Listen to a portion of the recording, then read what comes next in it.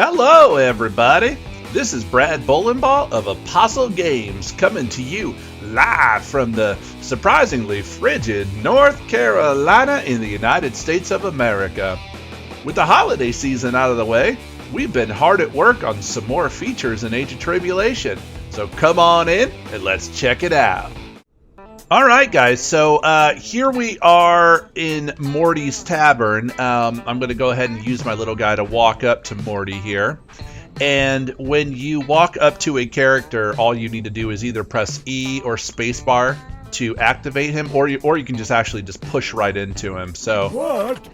Okay, so in the new messaging system, what we have here is, first off, every character, every NPC is going to say something when you first initiate dialogue with them, which kind of adds a little bit of flavor to it.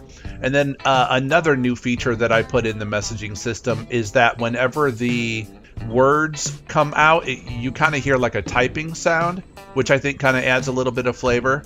The top here is the player's dialogue window. Down here is going to be the NPC's dialogue window. You have your character's portrait, the NPC's portrait, and then of course the NPC's name. Now up here you're always going to have 4 different options. Even if there is nothing to say in one of these boxes, it'll just be kind of grayed out. But those 4 numbers will always be there. So let's go ahead and move the mouse off to the side here. Now, there is keyboard and mouse control. As you can see, the little icon there follows my mouse. So in this case, I'm going to go ahead and use the keyboard to move around here. Let's see here. He says, yeah, what do you want? And I say, number 1, I need a place to stay for the night. So you can hear it kind of typing out. That's fine. Here you go. So in this case, he says, doors by the fireplace, don't make a mess, and you heard the sound of money being exchanged over the counter. And he says, sure, thanks.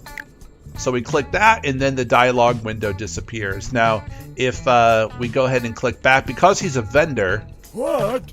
Says what? I would like to buy something to eat. I've got some fresh bread you can purchase. I also buy stuff from time to time. And then, as you can see, there's nothing here for us to click on. See, but the options are still there, so that'll be in all dialogue options. We'll pick number 1. Thanks, let me see what you got. And then at this point, you can hear the book open up. It switches to the shop scene, and I showed you that in developer log number 4. And we'll go ahead and click cancel here. Okay, and that's pretty much the messaging system. It's very, very simple, and I like it, and I like simple stuff.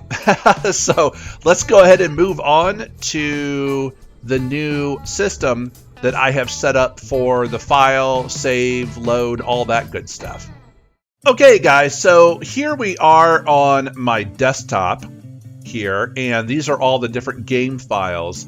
Now, this is the file and save and load system, which is incredibly important to any game, because you don't want to play a game, put in all that hard work, shut it off, come back, and nothing was saved. So this might not be quite as flashy as maybe, you know, different kind of combat things and things of a graphical nature, but alas, it's incredibly important to have a functioning save and load system. So what I've implemented here is we have a save folder, and when you download from Steam, this is what you're going to see. You're going to have a save folder, and you're going to have the Age of Tribulation executable program. So let's double click on save.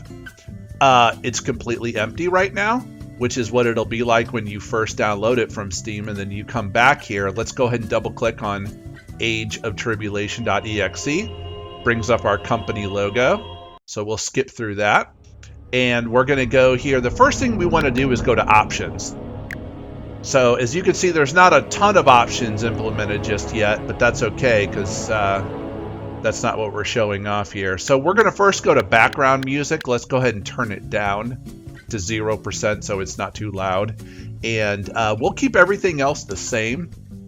Now, if this game didn't have a saving feature, a saving configuration feature, then all of this, when we got out of the game, it would constantly reset. So let's go ahead and exit out of the game, but we do have a save feature. So let's go here to save, and now there's a file here that wasn't there before called config.aot.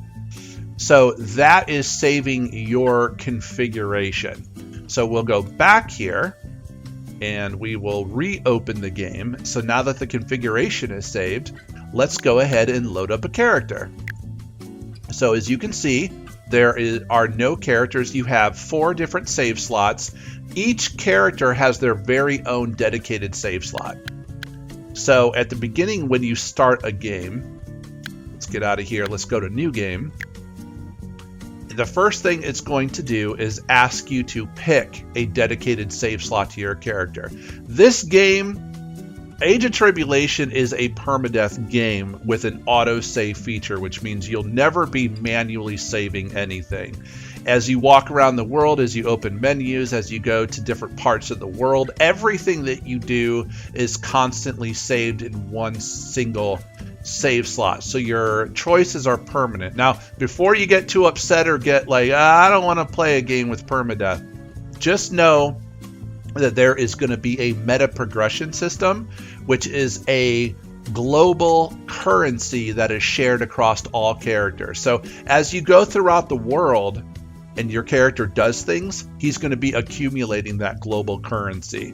And then other characters in any of these 4 different save slots can access that same currency. So that basically means that when your character is dead and the save is removed, you don't lose everything. There is a meta progression that goes on. So that's very important that you understand that that not all is lost when your character is deceased. And I also have something else really cool in store for when your character dies that you're really going to enjoy, but I'm not ready to release that just yet. So anyway, so let's go ahead and pick save slot number 1.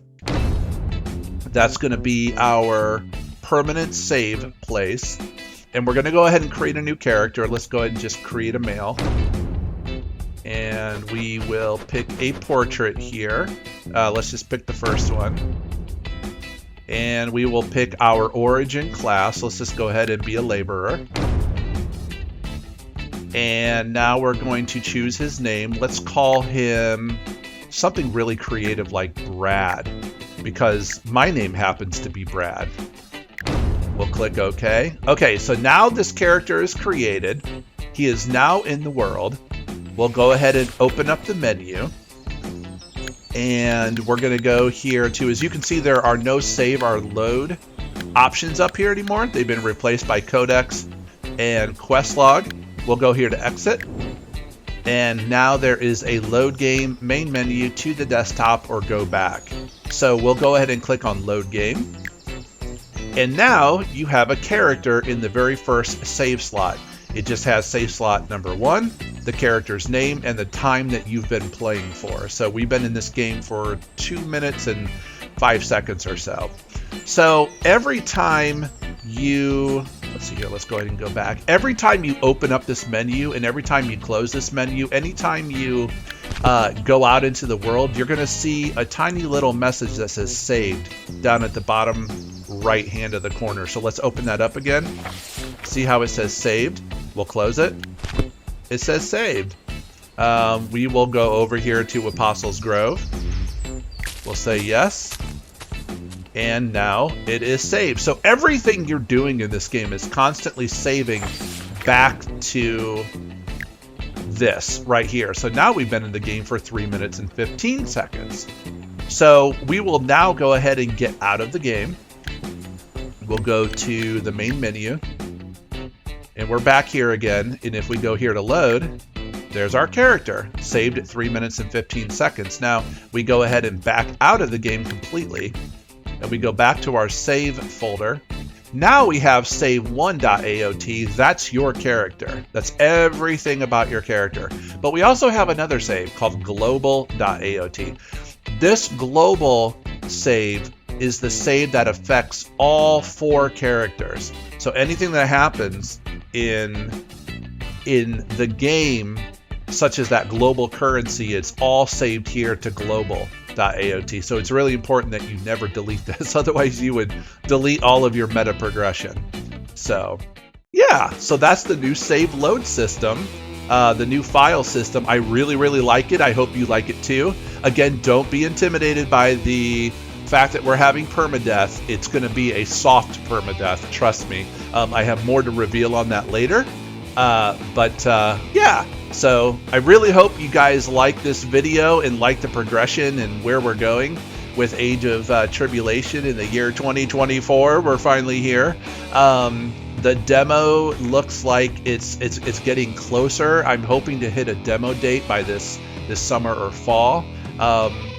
If you want to support us, please join us on Discord, wishlist us on Steam, get involved. I'm always looking to hear feedback. And yeah, so all right, guys, I hope you're having a wonderful week. Hope you like what you saw here today. And all right, God bless. Brad out.